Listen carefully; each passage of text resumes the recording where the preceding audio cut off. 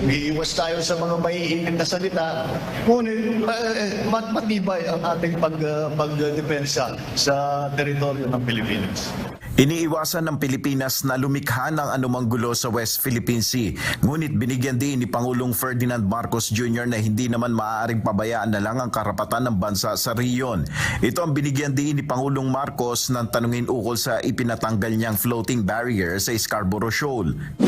Ayon kay Pangulong Marcos, kung hindi tinanggal ng Philippine Coast Guard ang inilagay na boya ng China sa Bao de Masinloc, ay magdudulot ito ng malaking pagkalugi sa mga Pilipinong mangingisda. Kaya naman hindi niya siya papayag na basta harangan na lamang ito ng China. Nung pinutol yung tali, yung nakapasok na fisherman, nung araw na yun, nakahuli sila ng 164 tons na isda.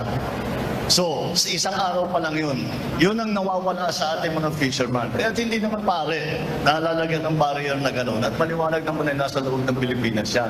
Ang Scarborough Shoal o Bao de Masinloc ay nasa loob ng Exclusive Economic Zone ng bansa. Batay na rin sa 2016 arbitral ruling, may karapatan ng Pilipinas na mangisda sa bahagi na ito ng karagatan ng bansa. Nel Maribuhok, UNTV News and Rescue. Diyos ang aming sandigan, serbisyo publiko ang aming pinahalagahan.